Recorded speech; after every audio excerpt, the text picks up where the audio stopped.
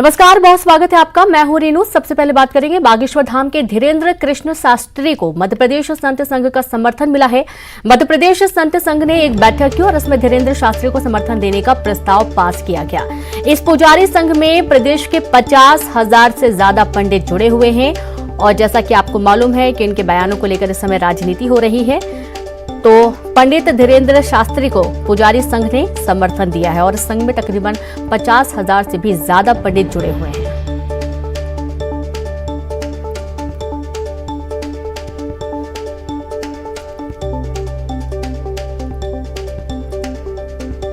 तो देखिए, एक प्रस्ताव पास किया गया है जिसमें समर्थन की बात कही गई है और सभी एकजुट होकर पंडित धीरेन्द्र शास्त्री को समर्थन देने की बात कह रहे हैं। 50,000 से ज्यादा पंडित जुड़े हुए इसमें और धीरेन्द्र कृष्ण शास्त्री जो कि मध्य प्रदेश संत पुजारी संघ का समर्थन उन्हें प्राप्त हो रहा है।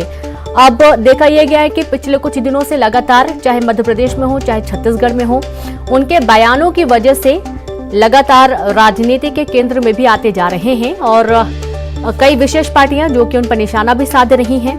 और दूसरी तरफ जैसा कि आपको मालूम है कि कैलाश विजयवर्गीय ने भी उनको समर्थन किया और हिंदू धर्म, सनातन धर्म की वे बात कर रहे हैं और उनका ये कहना है कि जहां भी इसका अपमान या इसका कहीं भी विरोध होगा, इसके खिलाफ बाइकआउट किया जाएगा, फिर चाहे वो कोई भी सेक्टर हो। और भी कुछ बयान उनके सामने आए हैं। उन्हें शस्त्र भी आता है, शास्त्र भी आता है, वो किसी से विवाद नहीं करना चाहते हैं। कई सारे ऐसे उनके बयान सामने आने के बाद अब जो सियासत है उसके बीच में पुजारी संघ भी आ चुका है और संवाददाता मनोज राठौर जुड़ गए हैं। मनोज, पंडित कृष्ण धीरेन्द्र शास्त्री के बयान के बाद अब देखा जा रहा है कि पुजारी संघ भी उतर आया है उनके समर्थन में। जिस तरीके का बवाल पूरे देश में चल रहा है, मध्य प्रदेश में भी सियासत तेज हो गई, लगातार अन्य राज्यों में भी लगातार जो बयान सामने आ रहे हैं, उसके बाद मध्य प्रदेश की तरफ से सबसे बड़ा समर्थन जो है इस समय पंडित धीरेन्द्र शास्त्री को मिला है और जिस तरीके से उन्होंने बयान दिया था, उस बयान का अब समर्थन जो है मध्य प्रदेश संत पुजारी संघ ने किया है और ये दावा किया है कि जिस तरीके की उन्होंने बातें बोली है वो किसी तरीके से गलत नहीं है। उन्होंने कई तरीके के उदाहरण भी सनातन धर्म को लेकर बताए हैं। हालांकि ये भी दावा किया गया है कि 50,000 से ज़्यादा इस संघ में जो है साधु संत और पुजारी हैं, तो ऐसे में यदि धीरेन्द्र शास्त्री के खिलाफ किसी तरीके की षड्यंत्र या फिर किसी तरीके की साजिश या कोई कार्रवाई उनके खिलाफ की जाती है तो इसके विरोध में मध्य प्रदेश की सड़कों पर जो है ये संगठन जो है साधु संत का संगठन ये उतरेगा। इसके अलावा 18 मार्च तक की चेतावनी भी दी है और 18 मार्च को एक महारैली जो है सनातन धर्म के समर्थन में, बागेश्वर धाम के धीरेन्द्र शास्त्री के समर्थन में मध्य प्रदेश के साधु संत करने वाले, क्योंकि आज जो मध्य प्रदेश का संत पुजारी जो संघ है उसकी स्थापना दिवस का समारोह था और इसी समारोह में और इसी बैठक में इस संघ के द्वारा एक प्रस्ताव लाया गया और इस बैठक में उस प्रस्ताव को पारित भी किया गया। उस प्रस्ताव में इस बात का जिक्र किया गया है कि जिस तरीके के आरोप एक समिति के द्वारा इन पर लगाए जा रहे हैं, पंडित धीरेन्द्र शास्त्री पर लगाए जा रहे हैं, उन आरोपों को लेकर यदि किसी तरीके की आगे कोई उन पर सवाल खड़े होते हैं या उन पर किस तरीके की कार्रवाई की जाती है तो उसके विरोध में जो प्रस्ताव में बात लिखी है कि 50,000 से ज़्यादा जो संत पुजारी और साधु संत हैं वो उसका विरोध प्रदर्शन करेंगे सड़क पर उतर के। तो इस तरीके का प्रस्ताव भी आज जो है जो पारित किया गया है। हालांकि कई तरीके के विरोधाभास भी जो है वो लगातार कई संगठनों की तरफ से किए जा रहे हैं। राजनीति भी इस पर खुलकर हो रही है। एक राजनीतिक पार्टी उसका विरोध कर रही है और दूसरी राजनीतिक पार्टी और उसके बड़े नेता जो है इस समय समर्थन करते हुए नजर आ रहे हैं। जिस तरीके से अब साधु संत समाज जो है वो मध्य प्रदेश का समर्थन में उतर आया है। सीधे तौर पे उन्होंने अपने स्थापना दिवस के इस बड़े कार्यक्रम में, इस बड़ी बैठक में उन्होंने इस बात का ऐलान भी कर दिया और खुलकर जो है वो समर्थन में आ चुके हैं और उन्होंने कहा है कि साधु संत के साथ जिस तरीके से उन्हें बदनाम करने की कोशिश की जाती है, सनातन धर्म के खिलाफ लोग बोलते हैं, अब ये बर्दाश्त नहीं किया जाएगा। जी बिल्कुल, अब ये बर्दाश्त नहीं किया जाएगा। और जिस तरीके से लगातार अभी कैलाश विजयवर्गीय का भी एक बयान आया था जिसमें उन्होंने समर्थन की बात कही थी और उनके जो बयान थे उनको उन्होंने सुना भी और ये भी कहा कि कहीं से भी उनके बयान गलत नहीं हैं।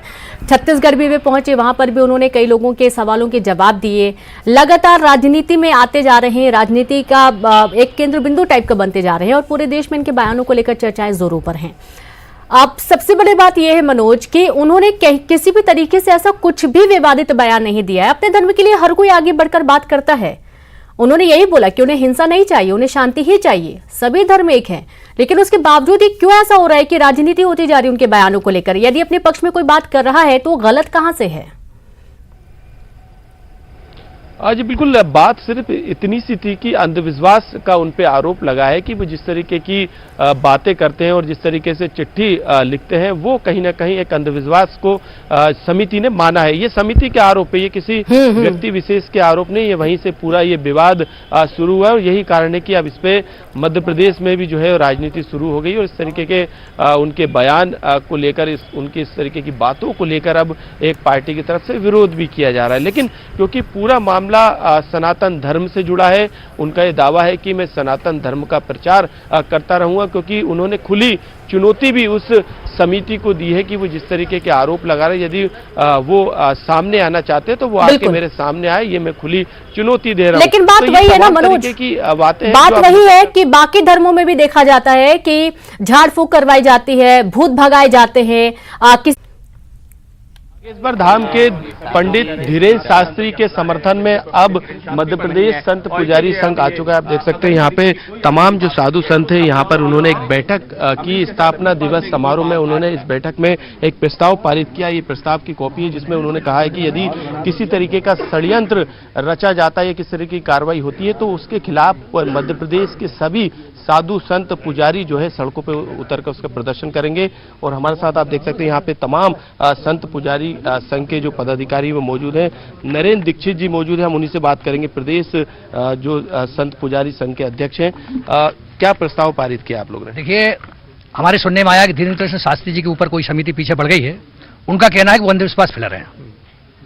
राम न मारे काहू को, राम न पापी हो और आप ही से मर जाओगे कर कर खोटे काम। उनका कहना अंधविश्वास फैला रहे हैं। देखिए, अंधविश्वास है क्या, ये समझ से परे है। आज तो अंधविश्वास कहीं दिखता ही नहीं। पहले तो हर गांव में, शहर में खेरापति कोई बाबा होते थे, उनको देवी देवता शरीर में आते थे, झाड़ फूक करते थे। एक बात बता दूं, ये जो भागवत कथा हो रही है ना, वो जो 16 संस्कार वैदिक ब्राह्मण कर रहे हैं ना, तो भारत में अंधविश्वास फैलाने के लिए जगह बची ही नहीं। मैं खुद अंधविश्वास का विरोधी हूं और सख्त विरोधी हूं। हाँ, ईश्वर का हम नमन करते हैं, वैदिक ऋचाओं के माध्यम से समर्थन करते हैं। आप संसार में मानवता के कल्याण के लिए मंदिरों में पूजन की जाती है। हम मंदिरों में बैठकर कब कहते हैं अंधविश्वास फैलता हो? हमने कभी कहा? न धीरेन्द्र शास्त्री ने कहा कि अंधविश्वास फैलाएंगे तभी रोटी खा पाएंगे, ऐसा कहा क्या? ईसाई मिशनरी द्वारा चंगाई उत्सव मनाया जाता है जिसमें कि भूत पिशाच भगाने का प्रयास किया जाता है। वहां अंधविश्वास के लिए अंधविश्वास निर्मूलन समिति को नहीं समझ। धीरेन्द्र कृष्ण शास्त्री ने जिस दिन ये घोषणा करी थी कि हम वनों में, जंगलों में जाकर कथाएं करेंगे, जंगलों में पहले सिर्फ मिशनरी जाती थी और हमारे भोले भाले आदिवासियों को प्रलोभन करके और ईसाई मिशनरी अपने धर्मांतरण करती थी। मध्य प्रदेश के संत पुजारी संघ के तमाम पुजारी और संत आ चुके हैं और चेतावनी भी दी है यदि किसी तरह की कार्रवाई उनके खिलाफ की जाती है तो वो सड़कों पे उतरेंगे। 50,000 से ज्यादा अपनी संख्या बता रहे हैं। इसके अलावा 18 मार्च को जो है मध्य प्रदेश में एक बड़ी रैली भी जो है ये संघ निकालेगा। कैमरामैन दीपक के साथ मनोज राठौर, न्यूज़ 18 भोपाल। छतरपुर स्थित बागेश्वर धाम के बाबा कथावाचक धीरेन्द्र शास्त्री के समर्थन में भाजपा के राष्ट्रीय महासचिव कैलाश विजयवर्गीय खुलकर आ गए हैं। खरगोन में भाजपा के दिग्गज नेता कैलाश विजयवर्गीय का कहना है कि मैंने बाबा का इंटरव्यू देखा, उन्होंने कहा है कि ये मेरा चमत्कार नहीं, मेरे ईष्ट का चमत्कार है। कैलाश विजयवर्गीय ने कहा कि जावरा में लोग लूटते हैं, पीटते हैं, वहां की कोई चर्चा नहीं होती।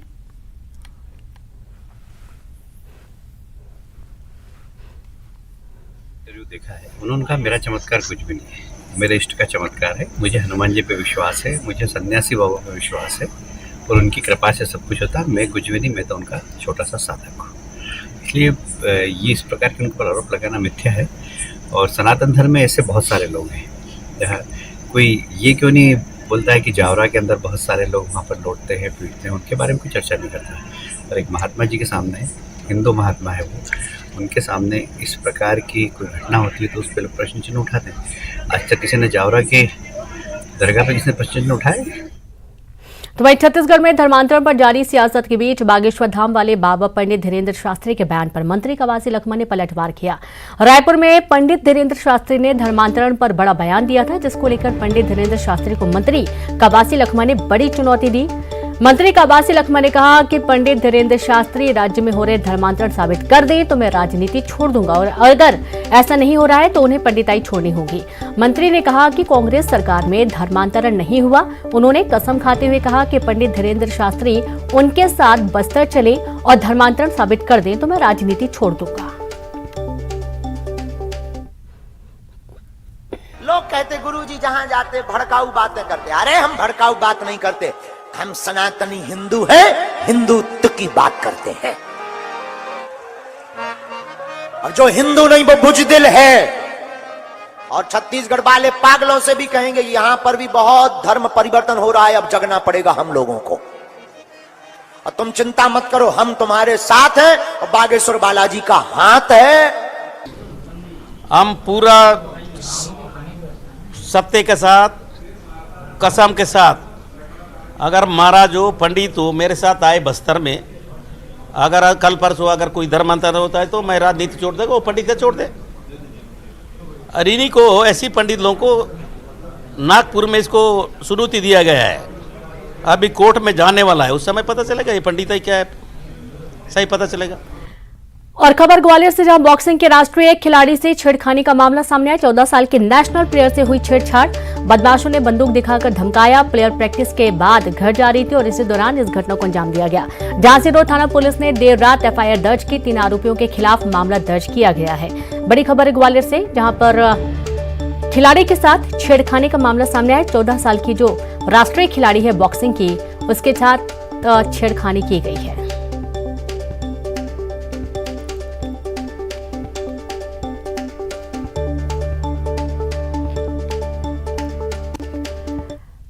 तो वहीं सतना की मंडी में शिवराजपुर धान केंद्र में धान की बोरियों में धान के साथ गीली बालू मिलाकर जमा कराने का मामला सामने आया। बताया जा रहा है कि स्वयं सहायता समूह ने वेयर हाउस में धान से भरा ट्रक भेजा। धान की बोरियों की जांच में खुलासा हुआ कि धान के साथ गीली बालू मिलाकर उसको जमा करने की कोशिश की जा रही थी। वैष्णव स्वयं सहायता समूह के द्वारा धान की खरीदी की जा रही थी और मंडी का यह समूह ठेके पर चलता है। समूह ठेकेदारों के द्वारा किसानों से अच्छा धान तो लिया, लेकिन उसे ठिकाने लगा दिया और अब घाटा पूरा करने के नाम पर बालू मिलाकर उसे जमा कराने का प्रयास किया गया।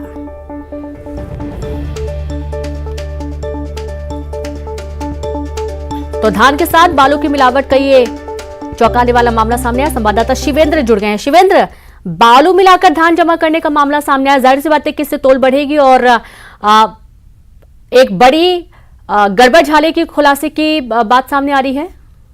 देखिए, मैं आयुषी में आपको बता दूं कि मैं ग्राउंड जीरो पे मौजूद हूं और जहां ये शिवराजपुर में ये जो जहां खरीदी केंद्र है वहां पे मौजूद हूं। और यहाँ पे नान और खाद्य विभाग की टीम, जो संयुक्त टीम है, वो जांच करने पहुंची है। और यहाँ पे जो दस्तावेज मिल रहे हैं, जो फील्ड में निरीक्षण करने को मिल रहा है, उसमें बहुत बड़ी धांधली घोटाले की बू आ रही है। और जो बोरियां हैं उस पे पत्थर तक देखे गए हैं। उसकी जो तौल कराई, जो धान की बोरियों में पत्थर थे, वो 4 से 4.5 किलो तक के पत्थर मिले हैं। इतना ही नहीं, बहुत सारी बोरियां हैं सड़ चुकी हैं। और स्थानीय लोगों का ये भी आरोप था कि जो धान की बोरियां हैं उसको पानी से सींचा जाता था ताकि वजन बढ़ जाए। तो कुल मिला के अभी यहाँ 47,000 क्विंटल धान की खरीदी हुई है और एक बड़े घोटाले की बू आ रही है, जिसकी जांच खाद्य विभाग और नान की टीम कर रही है। और लगभग 14 सदस्यीय टीम यहाँ पे पहुंची हुई है और पूरे मामले की जांच कर रही है। और जो महिला सहायता समूह है, सरकार ने महिलाओं को आत्मनिर्भर बनाने के लिए कदम उठाया था, लेकिन बिचौलिए काम कर रहे हैं। और यहाँ जो बिचौलिए थे, योगेश पांडे नाम के बिचौलिए थे, जो काम कर रहे हैं। जो जांच टीम है उनके बयान ले रही है, लेकिन उनके पास कोई दस्तावेज नहीं है कि महिला सहायता समूह ने उनको अधिकृत किया है खरीदी करने के लिए। तो कुल मिला के एक बड़ा घोटाला सामने आया है और जिसकी जांच की जा रही है। जी बिल्कुल, बहुत शुक्रिया आपका जानकारी के लिए शिवेंद्र। तो देखिए, आप तस्वीरें भी सामने आ रही हैं धान के साथ बालू की मिलावट का। ये खेल सामने आया है। और जब आप देखेंगे कि बोरी खोली गई तो उसमें बालू ज्यादा थी, बल्कि धान उसमें कम थी। अंदर ही अंदर बालू भर दी गई और इससे वेट भी काफी हो जाता है। धान के साथ बालू की मिलावट का ये खेल सामने आया है। धान की कई बोरियां ऐसी पाई गई हैं जहां पर बालू मिलाई गई थी। तो ग्वालियर से खबर है, जहां रात में घर में ले रहा था रिश्वत, लोकायुक्त ने दबोचा। लोकायुक्त ने सरकारी डॉक्टर को रिश्वत लेते पकड़ा है। भिंड जिला अस्पताल के सर्जन डॉक्टर GR ठाकुर को रिश्वत लेते पकड़ा गया। क्लिनिक संचालक मुन्नालाल कुशवाहा से ले रहा था 3000 रुपए। अशोक कॉलोनी में अपने घर पर रिश्वत ले रहा था डॉक्टर। क्लिनिक संचालक के पक्ष में गवाही देने के लिए मांगी थी रिश्वत। गोहद न्यायालय में क्लिनिक संचालक पर केस चल रहा है और इसके पक्ष में गवाही देने के लिए डॉक्टर ने रिश्वत की मांग की थी। ईमान देखिए आप कि रिश्वत की मांग की गई 3000 रुपए, वो भी क्यों? सरकारी डॉक्टर हैं और क्लिनिक संचालक के पक्ष में इनको बयान देना था और उसके चलते इन्होंने रिश्वत की मांग की थी। 3000 की रिश्वत लेते रंगे हाथों गिरफ्तार किए गए।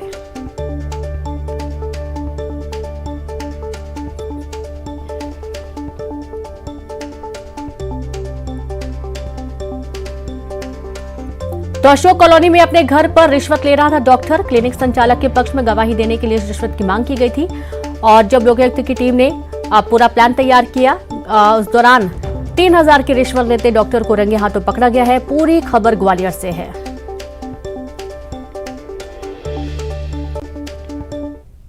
सागर के बंडा में खेत की फेसिंग में फंसे तेंदुए का कड़ी मशक्कत के बाद रेस्क्यू किया गया। तेंदुआ कटीले तारों में उलझा हुआ था और पन्ना टाइगर रिजर्व से आई रेस्क्यू टीम ने 2 घंटे की कड़ी मशक्कत के बाद तेंदुए का रेस्क्यू किया। तेंदुए को 2 से 3 बार ट्रैंकुलाइज किया गया, तब जाकर वो काबू में आया और फिर उसे नौरादेही अभयारण्य में छोड़ दिया गया।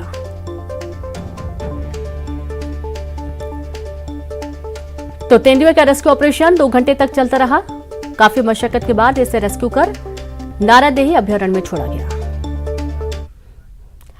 तो जम्मू में बड़ी आतंकवादी घटना हुई है, जहां नरवाल इलाके में आज 2 अलग अलग जगहों पर धमाके हुए, जिसमें करीब 6 लोग घायल हुए, जिसके बाद सभी घायलों को अस्पताल पहुंचाया गया। धमाके की सूचना पाकर मौके पर भारी पुलिस बल को तैनात कर दिया गया और पूरे इलाके की घेराबंदी कर दी गई। धमाकों की वजह पता करने की कोशिश की जा रही है।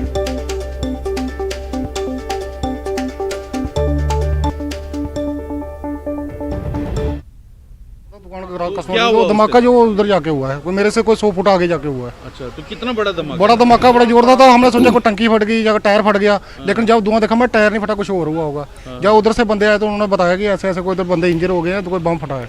अच्छा। अब उसके बाद ठीक हुआ 10-15-20 मिनट, वो दूसरा भी फट गया जब बड़ी पब्लिक इकट्ठी हुई थी। अच्छा। वो थोड़ा उससे थोड़ा आगे जाके हुआ है। मैं शाम को गाड़ी का काम कर रहा था। अच्छा। तो बड़ी जोर से धमाका हुआ, मैंने बोला टैंकी फटी होगी। जब ऊपर जाके देखा ब्लास्ट हो गया बम। गाड़ी में था, महिंद्रा गाड़ी में पड़ा था। महिंद्रा? हाँ, वो बॉडी थी खाली, उसकी शाल था। अच्छा। शाल में पड़ा था। अच्छा। उसका धमाका वो पीसों पीस हो गया। वो जो खटारा गाड़ी होती है, हाँ, उसको तैयार करके रखी थी, कस्टमर की गाड़ी थी, तैयार करके रखी थी। उसका धमाका। पश्चिम बंगाल में करोड़ों रुपए के शिक्षक भर्ती घोटाले में ईडी लगातार एक्शन में है और अब तक इस मामले में कई लोगों को गिरफ्तार किया जा चुका है। तो वहीं ईडी एक बार फिर इस मामले को लेकर एक्शन में आ गई है। इस बार नौकरी भर्ती घोटाला मामले में तृणमूल कांग्रेस के युवा नेता कुंतल घोष को गिरफ्तार किया गया। हुगली जिले के युवा नेता के खिलाफ आरोप है कि उसने 325 लोगों से नौकरी के नाम पर 19 करोड़ रुपए हड़पे थे।